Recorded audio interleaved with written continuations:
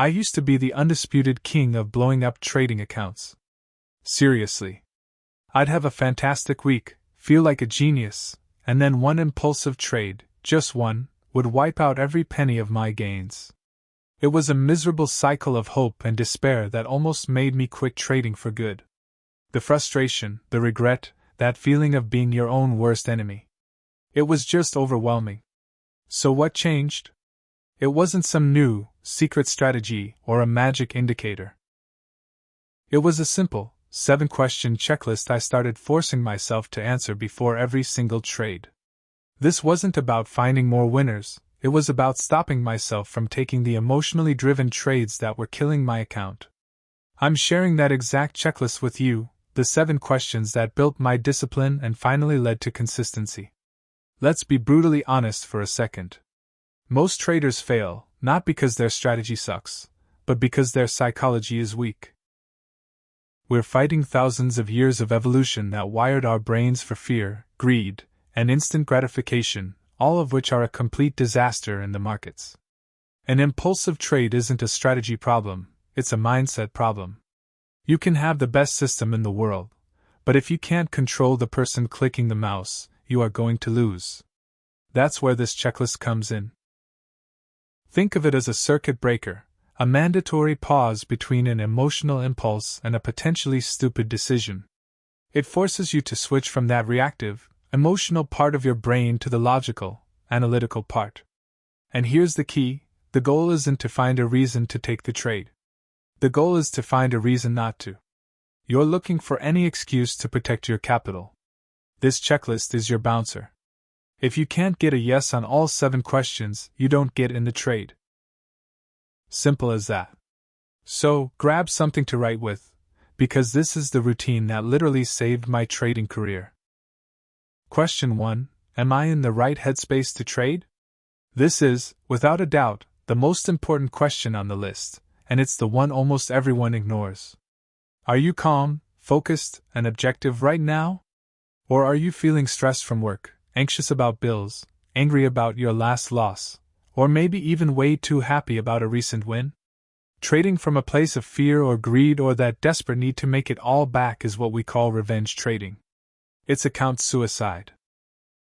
I remember one day I took a dumb loss on a trade I knew I shouldn't have been in. I was furious.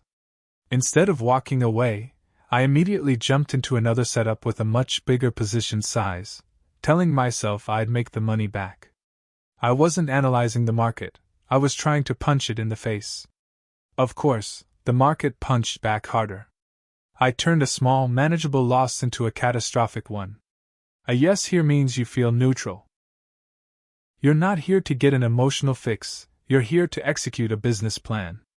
If you feel any strong emotion, good or bad, the most profitable move you can make is to shut down your computer and walk away. Trust me, the market will still be there tomorrow. Question 2. Is my focus 100%, with 0 distractions? Let's be real, our focus is under constant attack. Notifications, emails, social media, the dog barking, kids yelling, it's endless. Trading demands intense concentration. A split-second distraction can cause you to misclick an order, miss your exit, or completely fail to see the market shifting against you. I once made one of the dumbest mistakes of my entire career because I was trying to enter a trade while replying to an urgent email. I totally botched my position size. I typed an extra 0 by accident. I was risking 10 times more than I planned.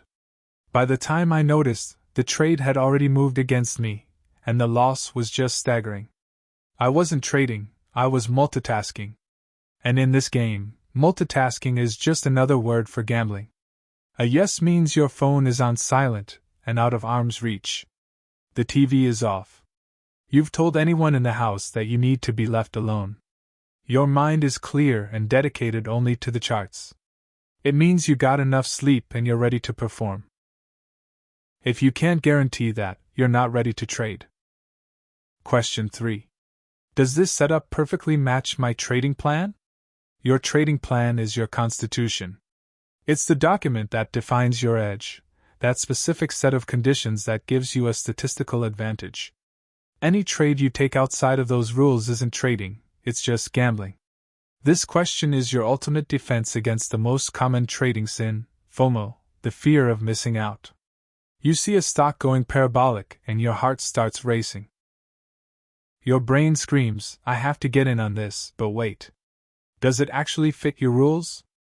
Is it a pullback to a specific moving average like your plan says? Is the volume there? Do the higher time frames agree?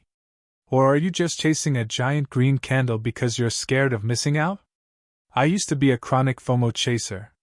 I'd see some crypto double in an hour, and I'd jump in right near the top, only to provide the exit liquidity for the smart traders who actually had a plan. My account became a graveyard for trades that didn't fit my strategy. If the setup doesn't match your pre-written rules, you have to pass. A yes means you can literally point to your plan and check off every single box. No, close enough. It's either a perfect match, or it's a pass. By the way, if these questions are already making a few light bulbs go off, do me a favor and hit that subscribe button. My whole goal here is to share the real, unfiltered truths about what it takes to make it, and this checklist is just the start. Question 4. Is the risk on this trade clearly defined and acceptable? Okay, this is where the rubber meets the road. Before you even dream about how much you could make, you have to know exactly how much you're willing to lose. This means two things: a predetermined stop-loss level and a position size that honors it. Here's the rule that separates the pros from the amateurs: never risk more than 1 to 2% of your trading account on any single trade. This rule is what ensures that a string of losses which will happen doesn't blow you up. I learned this the hard way, of course. I found a setup I was absolutely convinced was a sure thing. I was so confident that I threw 20% of my account on it. Then, a sudden unexpected news event hit the market. The price blew right past my mental stop-loss before I could even react. In a matter of minutes, a fifth of my capital was just gone. If you don't know your exit for a loss before you get in, you're planning to fail. A yes answer means you've calculated your position size based on your 1 to 2% risk rule, and you are placing a hard stop-loss order in the system the instant you enter. Your potential loss becomes a known acceptable business expense, not something you're scared of. Question 5. Does this trade have a good risk-to-reward ratio? So you know your risk. Now, what's the potential reward? A favorable risk-to-reward ratio is what makes trading profitable over the long haul, even if you only win half your trades. A good minimum to look for is 1 to 2, meaning you're aiming to make at least twice as much as you're risking. If you risk $100, your profit target should be at least $200 away. Taking trades with bad R is like a slow bleed on your account.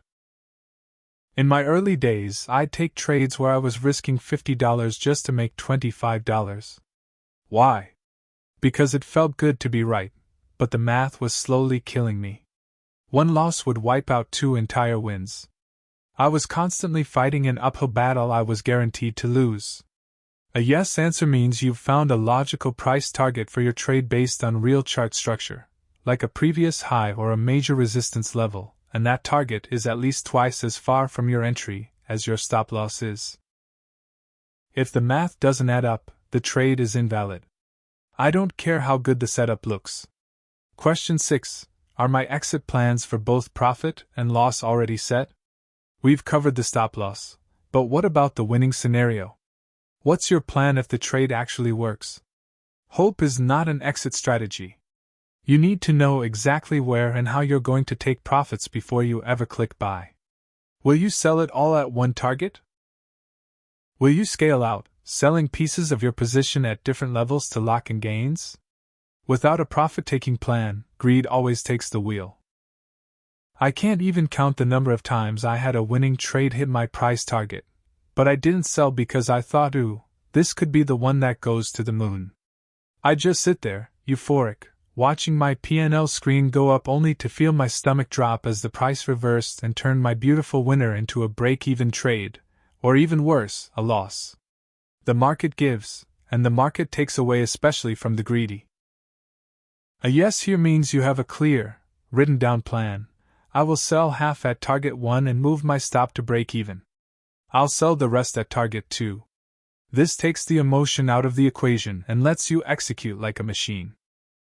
Question 7. Have I checked for any market-moving news events? A technically perfect setup can be completely annihilated by a major economic data release or some surprise news headline. Trading around big events like a Fed interest rate decision or a jobs report is like trying to sail a little boat through a hurricane. The volatility is insane, and your stop-loss might as well not even exist in that kind of chaos. One of my most painful lessons ever was holding a big Forex position through the non-farm payrolls report. My technical analysis was flawless. The setup was a 10/10. But in the seconds after the report came out, the price whipsawed so violently it stopped me out for a full loss before immediately rocketing in my original direction. I had a perfect analysis destroyed by a predictable event I simply chose to ignore. A yes answer means you've checked the economic calendar. You know if there are any major reports coming out for the market you're about to trade. If a high-impact event is just minutes or hours away, the professional move is to stay on the sidelines and protect your money.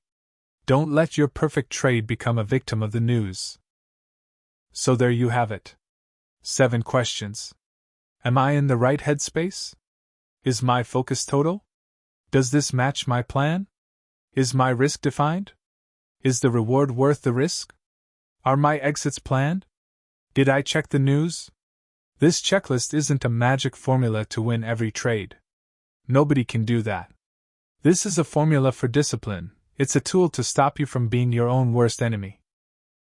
Disciplined trading is like being the casino. You have a small, statistical edge, and you apply it over and over, letting the probabilities work for you.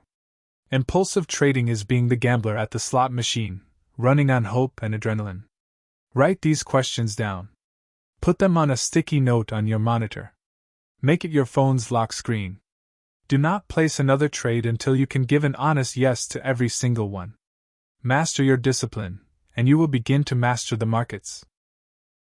Let me know down in the comments which of these questions hits closest to home for you.